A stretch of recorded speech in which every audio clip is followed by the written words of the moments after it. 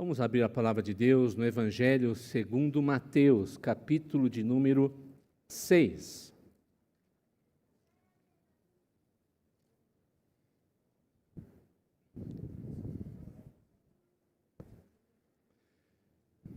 Mateus 6, a partir do versículo 19. Continuamos na nossa série Contra o Fluxo.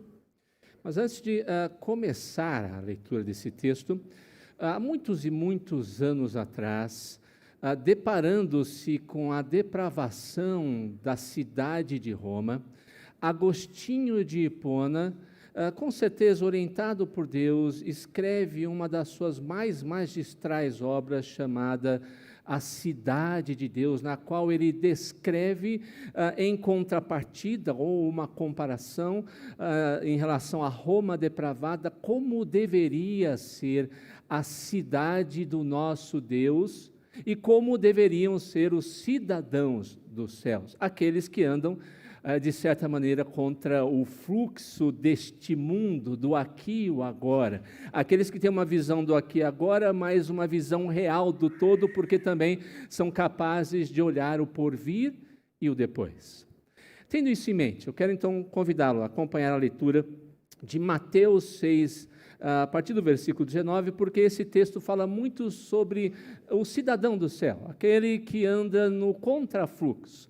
Não anda segundo este mundo anda com os seus valores deturpados, os seus valores contrários à vontade de Deus. Acompanhemos o que nos diz a Escritura Sagrada. Não acumuleis para vós outros tesouros sobre a terra, onde a traça e a ferrugem corroem, e onde ladrões escavam e roubam. Mas ajuntai para vós outros tesouros no céu, onde traça nem ferrugem corrói, e onde ladrões não escavam nem roubam, porque onde está o teu tesouro, aí estará também o teu coração. São os olhos a lâmpada do corpo.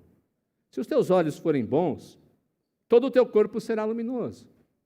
Se, porém, os teus olhos forem maus, todo o teu corpo estará em trevas. Portanto, caso a luz que em ti há sejam trevas, que grandes trevas serão? Ninguém pode servir a dois senhores, porque ou há de aborrecer-se de um e amar o outro, ou se devotará a um e desprezará o outro. Não podeis servir a Deus e às riquezas. Mantenha a sua Bíblia aberta nesse texto, curve sua cabeça, feche seus olhos. Oremos. Pai Celeste, Senhor, a quem confessamos nossos pecados, a quem adoramos pelos méritos de Cristo, disposto sempre a estender a sua mão que nunca está encolhida, não somente para nos salvar, mas também para abençoar os seus filhos, ainda que eles estejam tão distante daquilo que o Senhor deseja para eles. Queremos suplicar nessa noite. Ouve a nossa humilde súplica, ouve a nossa oração. Olha para nós, ó Deus, segundo a Tua graça, misericórdia, e ajuda-nos, antes de qualquer coisa, a entender o Seu querer, que a Tua palavra seja fonte de vida para todos que estão aqui nesse lugar. Em nome de Jesus. Amém.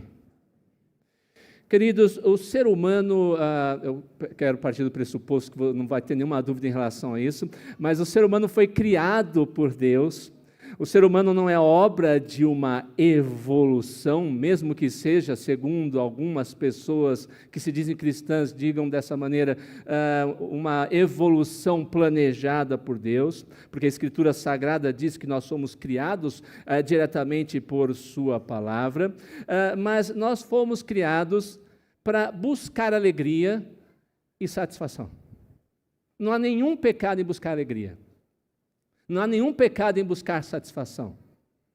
Não há nenhum pecado, aliás, John Piper fala de um hedonismo cristão, e muitos não entenderam o que ele queria dizer com isso, porque o hedonismo sozinho significa viver apenas e tão somente pelo prazer. John Piper usou esse termo para falar de um outro tipo de hedonismo. O cristão busca o prazer, mas o seu prazer não está nas coisas desse mundo e nem em si mesmo. O problema não é buscar alegria, satisfação ou prazer, se você quiser pensar ou tratar dessa forma. O problema está em quem ou onde nós buscamos isso. Porque o pecado distorce a realidade, faz o homem buscar tal complemento em coisas que não podem satisfazê-lo realmente. Ele pode ter uma ilusão momentânea de satisfação, mas à medida que o tempo vai passando, ele está distante do único que pode trazer prazer e satisfação para ele, mais cedo ou mais tarde. O seu coração, que tem um espaço que pode somente ser preenchido por Deus para trazer essa alegria, continuará vazio da mesma forma. Eu costumo brincar para falar sobre esse exemplo de um coração que tem um vazio cujo tamanho é exatamente o tamanho de Deus, da minha época, quando eu gostava de assistir desenho do Pica-Pau. Espero que você não seja tão antigo quanto eu, mas há um episódio do Pica-Pau que ele é confundido com um ser extraterrestre. Eles levam ele para um laboratório e dão um cubo e dão um cilindro para o Pica-Pau encaixar num buraco certo, no cubo e no cilindro. E o Pica-Pau insiste em colocar o cilindro no quadrado e colocar o quadrado no cilindro. Via de regra, isso pode acontecer e dar certo no desenho, mas na vida não dá certo. Entendo a minha ilustração grosseira, é mais ou menos o que acontece com o vazio do nosso coração. Está lá, o tamanho exato é de Deus. Eu só vou ter prazer em Deus, eu só vou ter satisfação e prazer em Jesus, mas eu fico insistindo em colocar coisas que não vão encaixar. Tanto é realidade que lá em Jeremias o povo de Israel esqueceu disso e começou a embarcar em caminhos ou buscar coisas que não podiam trazer prazer. E Jeremias, no capítulo 2, versículo 13, registra: porque o meu povo fez duas maldades, a mim me deixaram um manancial de águas vivas, ou seja, de prazer, e cavaram para si cisternas rotas que não retêm águas. O que Jeremias está dizendo aqui, eu deveria ser a fonte, a busca do prazer deles, onde eles encontrariam prazer, mas eles resolveram cavar a própria cisterna para acumular água de prazer. Ela não acumula, ela é rasa. Ela é insatisfatória, ela não sacia a sede. No texto que nós lemos como base para a mensagem dessa noite, que está inserido no Sermão do Monte, onde Jesus começa a trazer vários ensinos e muitas interpretações completas e muito melhores, mais especiais do que aquela que os fariseus estavam trazendo, ele fala sobre a realidade do vazio do ser humano, de uma vida que insiste em respostas erradas para seus questionamentos, para os seus anseios, em caminhos e escolhas erradas, que no final trazem o quê? Decepção. Portanto, se você anda contra o fluxo, eu diria que, se você é um cidadão dos céus, você precisa responder a algumas questões profundamente importantes que esse texto traz para a nossa reflexão. Eu queria então que você refletisse sobre essas 3 perguntas que eu vou trazer para você nessa noite. E pudesse lá no profundo da sua alma, do seu coração, respondê-las. Não sair daqui sem uma resposta completa, uma resposta relevante, que vai fazer diferença para a sua alma, para o seu contentamento, para o seu prazer. E a primeira pergunta é: o que o seu coração adora? A adoração começa no coração. Não começa no nosso exterior. Não começa na imagem que algumas pessoas se dirigem, num joelho dobrado diante de alguém, de um símbolo. Na igreja, quando cantamos um hino, um cântico. Começa muito antes, começa no coração. Nós somos seres adoradores. Todo ser humano, por mais que a pessoa diga que não crê em Deus, alguma coisa ela adora, porque nós fomos criados para adorar. Portanto, a questão não é se adoramos ou não, mas o que ou a quem nós adoramos. Toda vez que alguém vier dizer para você: eu não adoro ninguém, não crê em Deus, tem que fazer a pergunta: então o que você adora? Quem é o seu Deus? Qual é a sua divindade? É isso que Cristo quer dizer ao afirmar: onde estiver o seu tesouro, aí estará o seu coração. Na Bíblia, o coração corresponde, queridos, à parte imaterial do homem, aquilo que impulsiona os nossos desejos, as nossas escolhas, a nossa vontade, os sentimentos, os sonhos, a nossa alma. Onde tudo isso estiver, ali nós vamos dobrar nossos joelhos e ali estará a nossa adoração. Portanto, comecemos já a refletir, onde é que está o nosso tesouro, o que nós consideramos realmente importante, essencial na vida, quais são os nossos sonhos? O que você sonha quando está acordado? Você quer aquilo demais, sabe aquela coisa que tira a sua calma, a sua paciência? Muito possivelmente está o seu Deus ali. Muitas pessoas querem, quando são desrespeitadas, perdem a calma. Quando as pessoas não falam o que ela quer ouvir, perdem a calma. Quando não recebem o que queriam, perdem a calma. Quando são fechadas no trânsito, perdem a calma. Muito possivelmente, eu repito, o seu Deus está nesse lugar. Comece a ver os momentos que você perde paciência. Comece a ver os momentos em que você discute com os outros, por motivos, às vezes, até os mais frívolos possíveis. A sua divindade, muito possivelmente, será encontrada ali. Talvez seja o sinal claro de onde está o nosso tesouro, aquilo que adoramos. Pode parecer que Jesus está falando só de dinheiro aqui. A gente bate o olho nesse texto, a primeira coisa que a gente acha é que Jesus está falando de dinheiro. Como eu não amo dinheiro, ou amo muito pouco, então esse texto não está falando comigo. Não é verdade. Jesus não está falando apenas de dinheiro quando se refere a tesouro. Não está o seu tesouro, está o seu coração. Ele está falando disso também, porque o dinheiro pode virar um Deus, sem dúvida nenhuma. Mas o alerta de Cristo vai muito além disso. Porque muitas pessoas, como eu disse, não se importam com dinheiro, não se importam com o carro que tem, com a casa que tem, com a roupa que estão usando, mas se importam com alguma coisa a qual dedicarão toda a sua vida, todo o seu ser, todos os seus sentimentos, todos os seus sonhos. Ali então está o seu tesouro. Ali está a coisa mais importante da sua vida. Ali está o seu sol, ao redor do qual ele rodeia o tempo todo.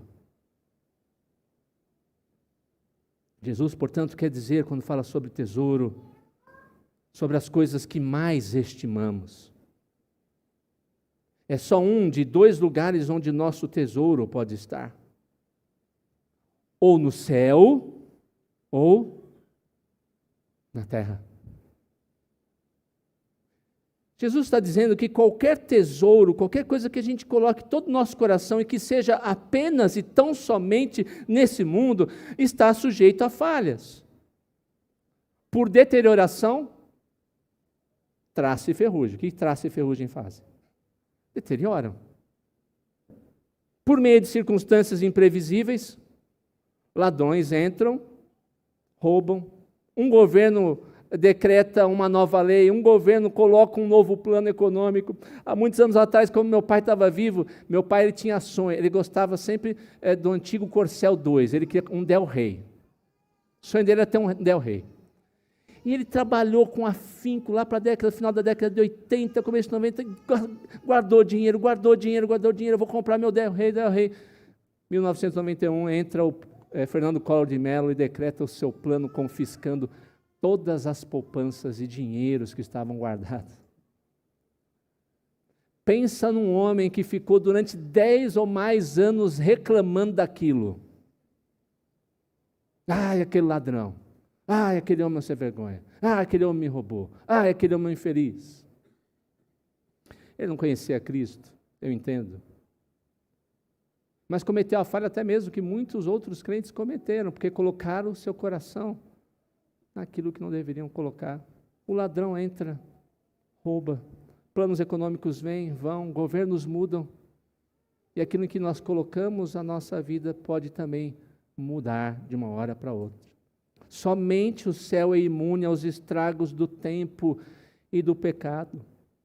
Por isso que Jesus diz, deposite no céu, não na terra. Viva para o céu e não para este mundo. Apesar de estarmos aqui, apesar de servirmos uns aos outros, apesar de nosso trabalho nos dedicarmos, apesar de fazermos o melhor naquilo que estamos fazendo, com os dons que Deus nos concedeu, estamos fazendo não por causa daqui, não por causa das pessoas em primeiro lugar, mas por causa de lá e daquele que nos ordena a fazer o que fazemos. Portanto, Cristo faz um claro contraste entre o cidadão dos céus, o cidadão deste mundo, sobre o que cada um deles deseja.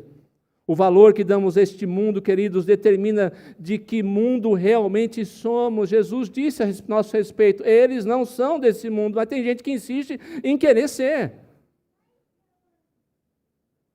E como eu disse, Jesus não está tratando só de dinheiro. Está tratando, enfim, de idolatria, sobre o que nós nos curvamos. Idolatria da fama. Queridos, eu conheço tanto crente que não está mais na igreja porque um dia resolveu buscar a fama e está por aí em qualquer outro lugar. Eu canto bem, então eu quero fazer minha carreira de cantor. No início está tudo bem, está tudo ótimo, começa a ganhar dinheiro, desaparece. E junto com ele os valores também se vão.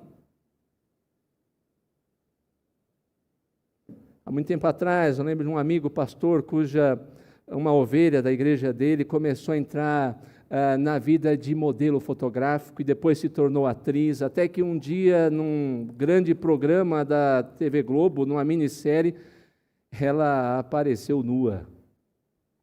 E quando ela foi questionada sobre isso, ela disse, é a minha carreira, é a minha profissão, é assim que eu ganho dinheiro. Qual o problema com isso? Idolatria do elogio. Você já viu gente que não vive sem elogio? Se não elogiar, vai virar a cara, vai fazer beiço e vai brigar. Isso acontece pouco em casamento, eu acho, mas acontece também. Ele não me elogiou hoje, ela não me elogiou hoje. Idolatria do prazer. A pessoa vive pelo prazer a todo custo, a todo momento, mas não o prazer em Deus. E nós não podemos ter prazer o tempo todo neste mundo. Porque esse mundo muda, é cheio de altos e baixos. Idolatria do esporte. O esporte não é pecado, pastor. Não, depende do que você faz o que é dele. Tem gente que nem na igreja vem mais por causa de uma corrida ou maratona domingo de manhã. Eu conheço muita gente assim. Espero que não seja a realidade dessa igreja.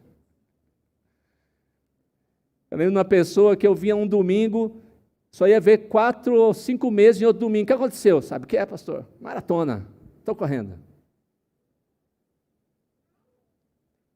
Conhecia outro que, mesmo como líder da igreja, não aparecia em dia de classe. O que aconteceu? Tinha jogo do time. E aí sim, vai, idolatria da moda, todo mundo está usando, idolatria da diversão, eu preciso me divertir, idolatria do descanso, estou muito cansado, da comida, da casa, da praia, na casa no interior, do carro, da viagem, coloca o que você quiser aí, até do casamento, do namoro, ideologia política.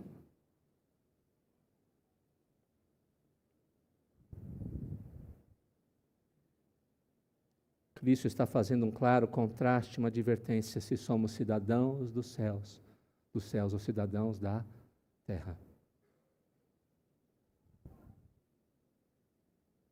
A corrupção do nosso coração nos remete para um egocentrismo que não combina com aquele que quer ser cidadão do reino de Deus, cidadão dos céus. Poucos instantes de reflexão já nos mostram que há uma lógica clara nesse ensinamento de Jesus. Acompanhem comigo. Se você continuar a olhar o texto, pode olhar isso em casa depois, Jesus, logo em seguida, o texto que lemos, fala da ansiedade. Tanto é que o título, a partir do versículo 25, diz, ansiosa solicitude pela vida. Jesus diz, por que vocês estão ansiosos pelo que vão comer ou vestir? Vocês não podem andar ansiosos disso. Porque hipocrisia e ansiedade não estão muito distantes uma da outra. Tem gente que quer ser cidadão dos céus, mas fingindo alguma coisa que não é. E tem muita gente que, apesar disso, é ansioso demais em relação às coisas que esse mundo pode ou não oferecer. A causa da hipocrisia e da ansiedade é similar. Bem como a cura para ambas também. Por que as pessoas ficam ansiosas? Em parte, pela mesma razão, porque se tornam hipócritas. Elas se voltam para onde? Não para Deus e para fora, mas para dentro de si mesmas. O hipócrita tem a preocupação em ser visto pelos outros. Eu finjo muito bem que eu sou crente. O ansioso, ele está voltado para dentro de si, pensando, eu preciso de determinadas coisas, Como é que eu mesmo vou suprir essas coisas que eu quero e preciso? Enfim, ambos querem ter o quê? O controle absoluto em suas mãos, em sua vida. Querem ser os senhores do seu próprio destino.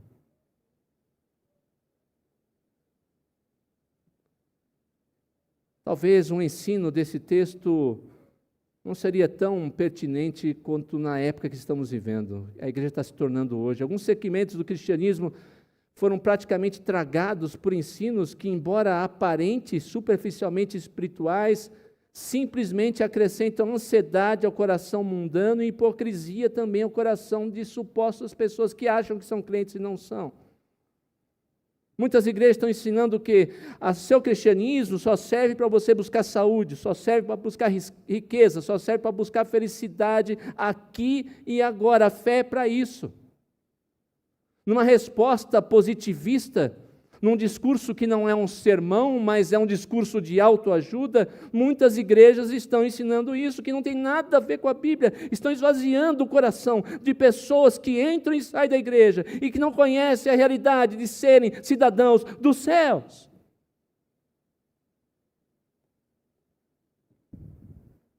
Eu até diria que talvez seja um dos grandes motivos pelos quais muita gente que se diz crente não quer vir mais para a igreja. Porque eles já elegeram há muito tempo qual é o seu verdadeiro Deus.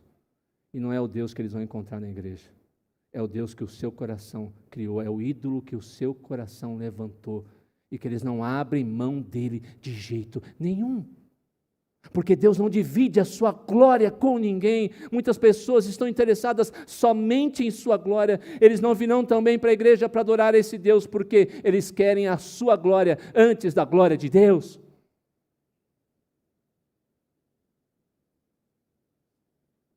Infelizmente, esse tipo de pensamento vai se perpetuando. Nós não notamos que ele se perpetua até mesmo nos nossos filhos.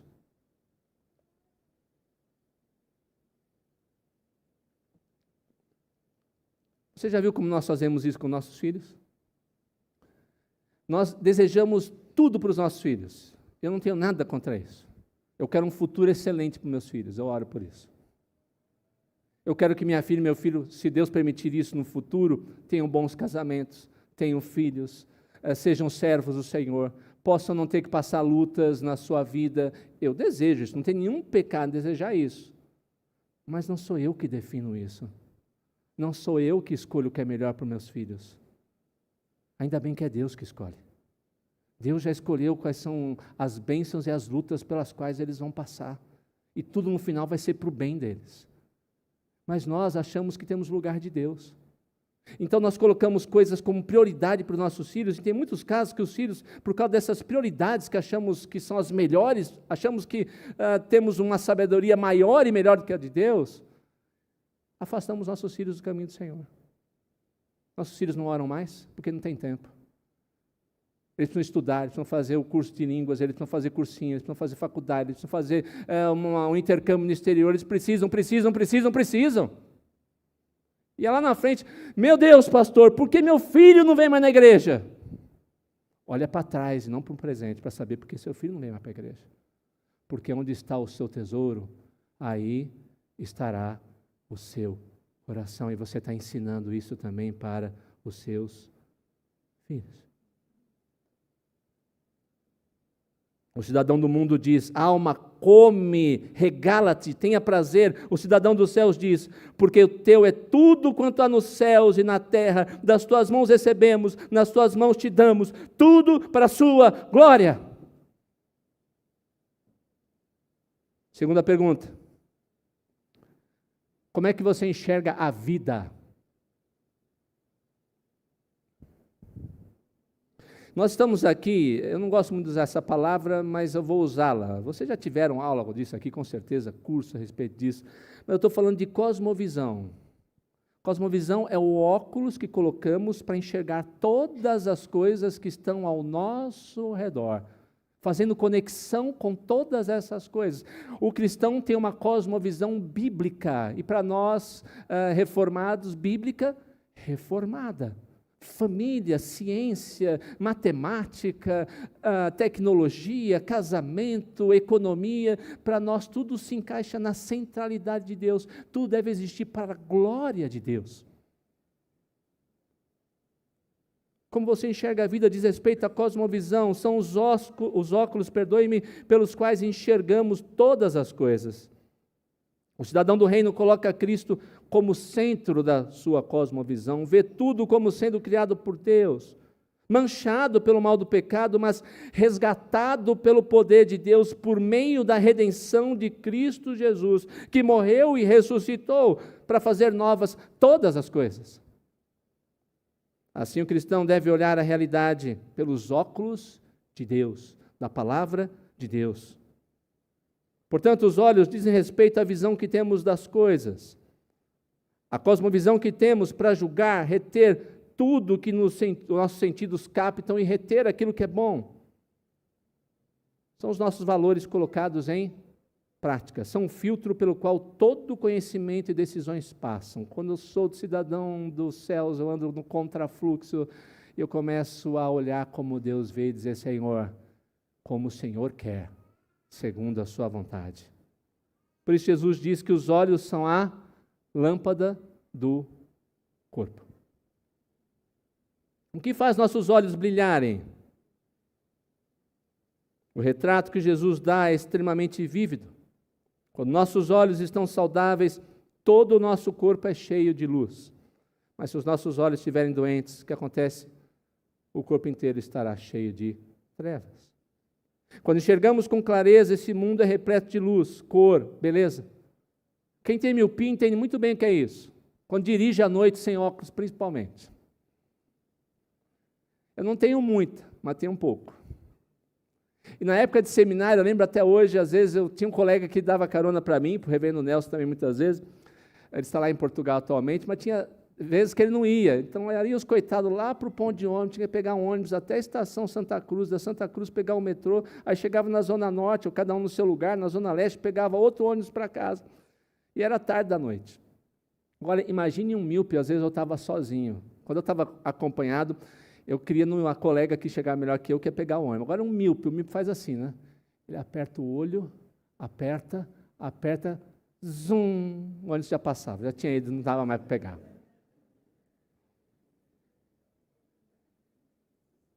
Porque a luz atrapalha.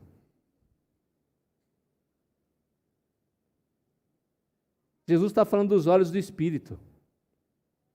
Mais uma vez, do coração.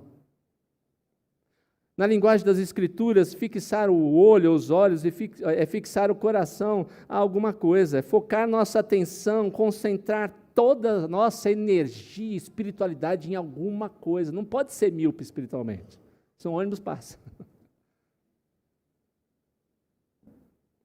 Mas a grande tragédia nesse tipo de miopia, nessa falta de luz, é que não é somente os olhos que são afetados, mas o corpo inteiro está sendo afetado, cheio de trevas. Assim é o nosso coração, uma visão espiritual pobre, com prioridades espirituais pobres, erradas, vai influenciar toda a direção da nossa vida. Você já passou por exame de vista, né? Eu acho que sim. Então você é colocado diante de um grande quadro de letras, né? Vão passando ali, seja de qualquer forma que seja, como é apresentada. No começo é uma beleza, as letras são grandes. Mas chega um ponto que achamos que a letra C é letra O, a gente chama a letra O de letra Q de letra Z, fica tudo misturado, as letras se tornam indistinguíveis umas das outras. Na realidade espiritual isso pode acontecer quando nossos olhos não enxergam a luz do Senhor. A gente olha as coisas e acha que tudo é a mesma coisa, não faz diferença. E vamos entrando cada vez mais e mais em trevas, nos distanciando do Senhor. Para justificar nossos atos maus, pecaminosos, muitas vezes, nós criamos as nossas próprias regras, a fim de que possamos cauterizar nossa consciência, dizermos que o que estamos fazendo não é tão pecaminoso assim, porque nós esquecemos de olhar como o Senhor vê, a nossa cosmovisão se torna distorcida e vamos nos afundando em trevas cada vez maiores. Vou dar exemplos. sonegação de imposto. Pastor, não dá para dar tanto dinheiro para o governo assim. Ele vai entender, Deus vai entender isso. Maquiar produto para vendermos com lucro exorbitante. Uma igreja que eu pastoreei há muitos anos atrás, na primeira semana que eu fiz visita, a família, eu cheguei lá para aquela família, o filho do senhor da casa, eu perguntei, o que você faz, o que você trabalha? Aquela visita de conhecimento, para ter uma ideia de quem é cada um. Eu vendo carros usados, pastor. É mesmo? É. Mas o senhor sabe como é. Aí tem que diminuir a quilometragem, senão a gente não ganha dinheiro. E para ele estava tudo bem. Aquilo era normal. Mentimos para obter vantagem, carícias durante um namoro que não deveria acontecer num namoro de gente crente. A gente continua insistindo em olhar com os nossos olhos em trevas, quando Deus deveria, ou nos chama a olhar com os olhos da sua luz, da sua palavra. E o pior, à medida que vamos nos contaminando e nos alimentando com essas coisas, esquecemos que é o nosso coração que está sendo alimentado de toda sorte, tipo de lixo que nem poderíamos imaginar. Enfim, Jesus está falando da cobiça. Há muitos anos atrás, no filme Silêncio dos Inocentes, Clarice, a investigadora, a detetive, está ali com a Aníbal, e ele se vira para ela e diz, o que nós queremos, o que nós cobiçamos? Ela disse, eu não sei o que os nossos olhos veem. Onde nossos olhos alcançam, se o nosso coração não estiver iluminado pelo poder do Espírito Santo, nós desejaremos as coisas mais absurdas possíveis, ou até mesmo que nem poderíamos imaginar, e vamos alimentando o nosso coração com essas coisas. Porque a cobiça nos transforma, nos transtorna, nos afasta do Senhor. Nós, enfim, com a cobiça nos tornamos semelhantes àquilo que adoramos, àquilo que desejamos. O salmista no Salmo 115, 8 diz isso. Se você quer luxúria, a luxúria vai te transformar. Se você é invejoso, a inveja vai te transformar. Se você quer muito dinheiro, o dinheiro e os bens vão te transformar. Se você quer fama ou qualquer outra coisa, isso vai te transformar e vai fazer com que você não seja parecido com Cristo, mas com aquela coisa que você adora.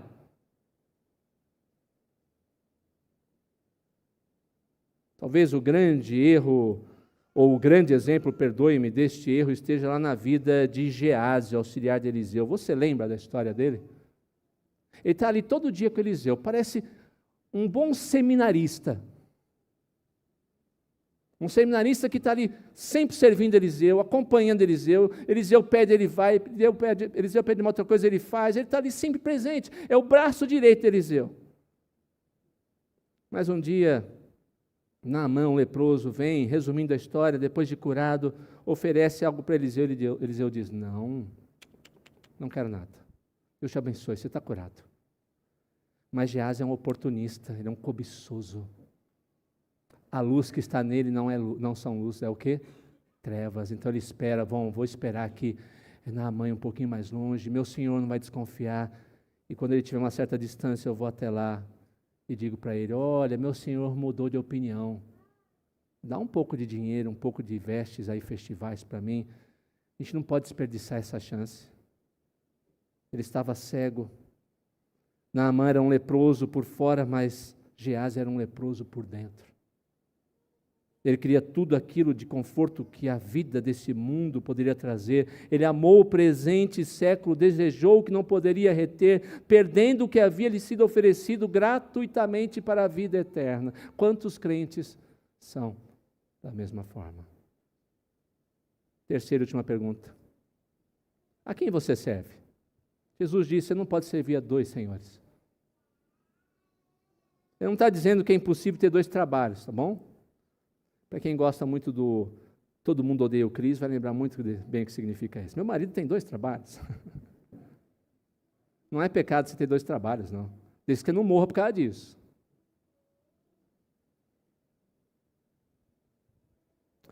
Não, ele não está dizendo, mas está dizendo que o esforço para tanto leva a atenção, leva a ansiedade, trazem diversos problemas. Nós deveríamos notar a óbvia implicação do ensino de Jesus aqui. Nós fomos feitos para ser guiados, todo mundo foi feito para ter um mestre. Deus nos criou para si. Ele é Senhor, quer queiramos, quer não. Somos criados de forma tal que a adoração é parte indissociável da nossa natureza, e sermos guiados por Deus é parte da nossa natureza. É por isso que o ensino cristão clássico é tão importante, porque ele diz que é necessário um mestre que ensine ao aluno o que ele deve fazer primeiro. É necessário passar conteúdo para ele, para que ele depois possa andar com um olhar crítico com esse conteúdo prévio que ele absorveu. E a educação hoje não faz isso. Perdoe-me esse parênteses. A ideia da criança hoje, quando educada, ela é como uma flor a desabrochar. Deixa ela desabrochar sozinha. Só que a gente, como cristão, esquece o quê? Que a criança é concebida e nasce em pecado. Deixa ela no seu próprio caminho e você vai ver o que vai acontecer. Jesus sabia disso. Quando paramos, portanto, de adorar ao Senhor, vamos adorar a criatura. Ao invés de sermos servos do Senhor, vamos ser servos desse mundo, vamos ser servos do nosso pecado, vamos ser servos até mesmo sem perceber e escravos de Satanás.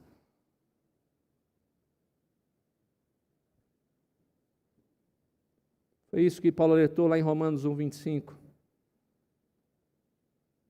Que tais pessoas estavam transformando a verdade de Deus em mentira, adorando e servindo a criatura em lugar do Criador, o único que é bendito eternamente. Amém.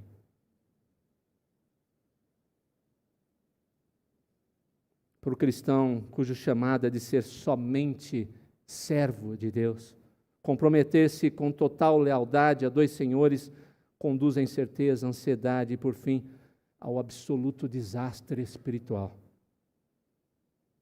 Ora amando o Senhor, ora servindo ao outro, e no final servindo apenas um deles, que não é Deus. É vital, portanto, para o nosso bem-estar, queridos, o bem-estar espiritual, que nossa devoção seja estabelecida de uma vez por todas. Você precisa resolver quanto a isso. A vida no reino de Deus exige absoluta fidelidade de mente, coração, exclusivos ao nosso Rei. Somos mordomos de tudo que temos. A nossa família não é nossa, é do Senhor. A nossa casa não é nossa, é do Senhor. Os nossos negócios não são nossos, são do Senhor. Nossa vida amorosa são do Senhor. Nossas decisões são do Senhor. Não possuímos nada. Tudo que recebemos são dádivas dadas pelo Senhor, bênçãos dadas do Senhor. E elas em si devem nos fazer olhar para o alto e para aquele que é a grande dádiva da nossa vida, aquele que nos chamou para sermos dele, aquele que nos comprou não por ouro ou prata, mas pelo seu precioso sangue. Não podeis servir a Deus às riquezas, diz o Senhor Jesus. Essa é uma questão verdadeiramente solene, razão pela qual é tão frequentemente ventilada nas Escrituras. Não é só aqui, a gente vê isso várias vezes na Escritura Sagrada. A verdade contida nessa proposição aqui é óbvia. Ambos os lados vão nos impor uma exigência totalitária. Não adianta. Não, eu vou servir um pouquinho a Deus, e vou servir um pouquinho o dinheiro, um pouquinho o conforto, um pouquinho o meu namoro, um pouquinho o meu prazer. Não tem jeito. Uma hora você vai dizer, Deus, não dá mais tempo para o Senhor não, tá? Eu vou vir para o lado de cá. Ou então você vai dizer, você tem que dizer uma vez por todas, olha, desculpa, eu não tenho mais como dar prioridade para isso aqui, Senhor, a minha prioridade, minha vida é sua. Como Calvino disse certa vez, todo o meu coração eu entrego sinceramente a Ti, Senhor.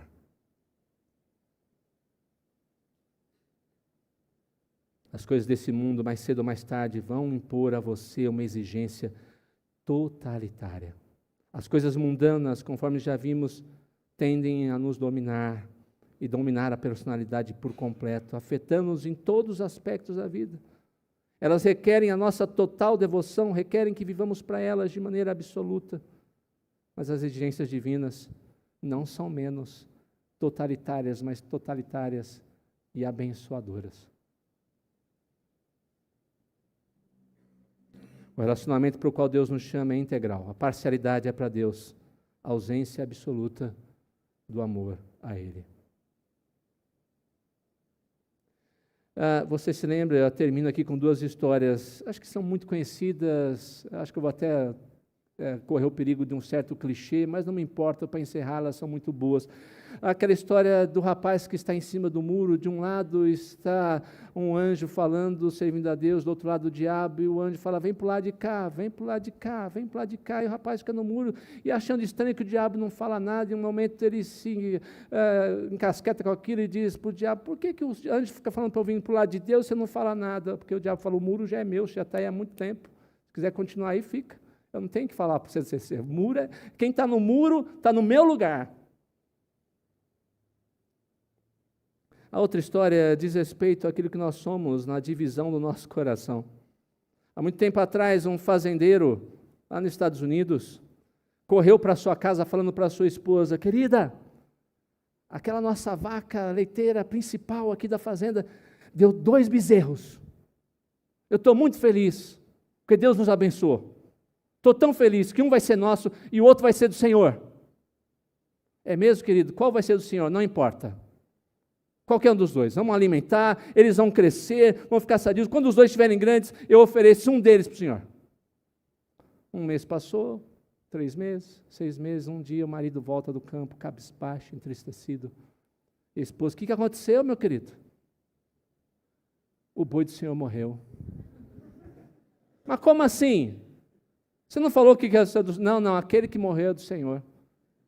Eu sabia o tempo todo que era aquele. Podemos não criar bois e termos bezerros, mas na nossa vida, muitas vezes, o que a gente está fazendo é sacrificando o bezerro que pertence ao Senhor. O que seu coração adora? Como você enxerga a vida? E a quem você serve? Vamos orar?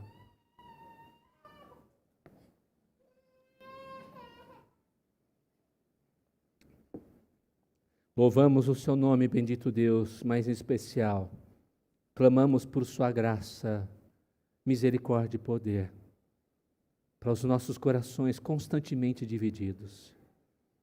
Como eles insistem em adorar outras coisas, em encontrar prazer em outras coisas que não no Senhor e nas suas coisas. Como nós insistimos em enxergar aquilo que nos rodeia, não pelos óculos da Escritura Sagrada e a sua vontade, mas por nossa vontade egoísta e pelos óculos que este mundo insiste em colocar diante dos nossos olhos e que não curarão e não curam a nossa miopia espiritual. Como insistimos em servir a outras coisas, o nosso prazer, o dinheiro, o nosso conforto, o nosso egoísmo, e não se servir ao Senhor e servir os que o Senhor coloca em nossa vida para que também indiretamente possamos servi-lo. Que haja quebrantamento nessa noite em nossa alma, em nosso coração, que possamos realizar a sua vontade, que o Senhor seja o centro da nossa vida, o nosso universo, o ar que respiramos, a água que sacia a nossa sede, o alimento que, ó Deus, alimenta a nossa alma e sacia também a nossa fome. Que saiamos daqui inundados por sua presença e alegres por saber que o Senhor tem nos transformado-nos de dentro para fora, para realizarmos a sua vontade. Em nome de Jesus. Amém.